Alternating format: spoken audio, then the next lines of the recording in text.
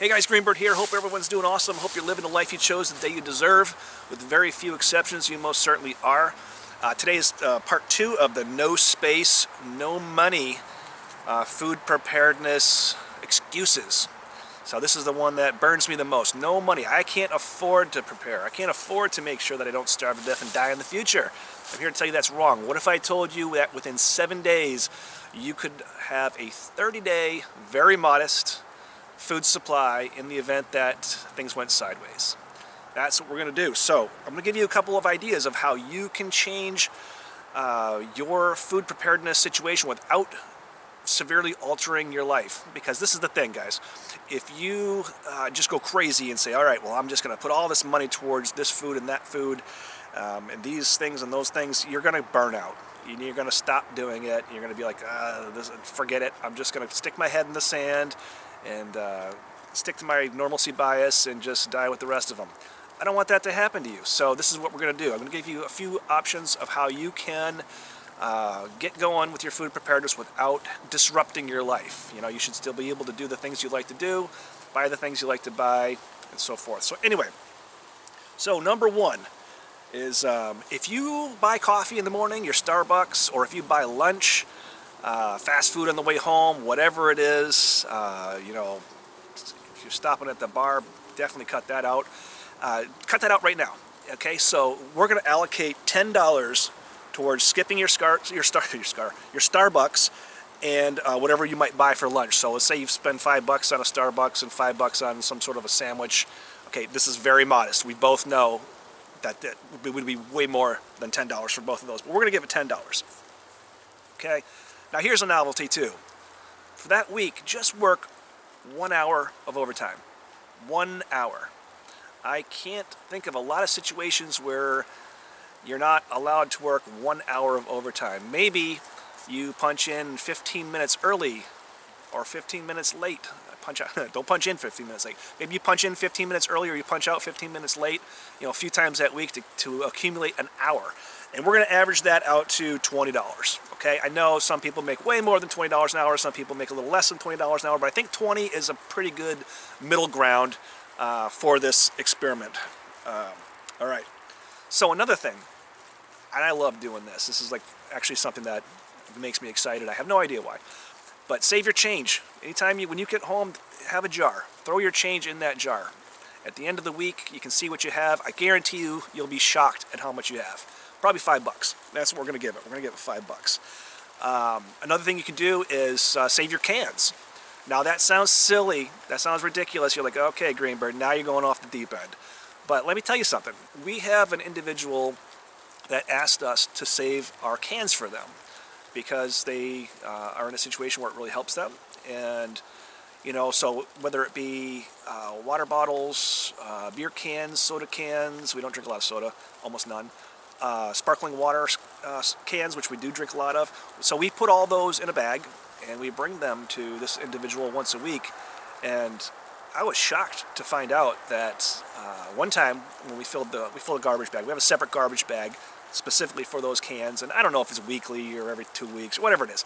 But when we brought him to this person, he was so thankful. He said he made $20 off the last one that we brought him. And we're not even putting that $20 into this equation. We're going to stick with the $5 for saving the change. I just wanted to share saving the cans with you if you're in a place where cans are returnable, because I think we really underestimate how many cans we're throwing away, especially, you know, if you do like to indulge in adult beverages, or like me, I like those seltzer water cans. And we buy our water. We don't drink our water here. That's a different video. It is drinkable, but we don't. Anyway, moving on. 1, 2, 3, 4. Number 4 is search your house, your room, your apartment, whatever you live in, and find something that you have not used, don't plan on using, will not use. Take it to the pawn shop. Sell it. Most of us have something kicking around we can get $25 for, right? Whatever it is, and we're gonna go ahead and put that as $25. So far we're up to $60, and this is just 1 week, right? So this next one is something that's super important. I think everybody should really think about and really do their best to try and pursue. That's a side hustle. some sort of a side hustle. And it doesn't have to be anything, you know, crazy. You don't have to start your own business or anything like that, but anything. It could be an art, it could be a service. You know, maybe it's wintertime and you say, hey, you know what, I need to make a little bit of extra money. I'm gonna go shovel porches. 10 bucks a porch. Who's not gonna give you 10 bucks to shovel their porch? I'd give you 10 bucks to come shovel my porch. Just anything little, and it doesn't have to be something you do all the time. It could be something that, you know, maybe that week you're like, you know what, I want to buy some preps. I want to get some food. I need an extra 20 bucks or an extra 10 bucks or whatever it is. It's an easy way to get it. I try and sell my arrowheads. I don't have a lot of success at that, but, you know, I have other side hustles too, and, you know, everyone should. What happens if you lose your job and you don't have that income stream coming in? It's nice to have another one, just in case.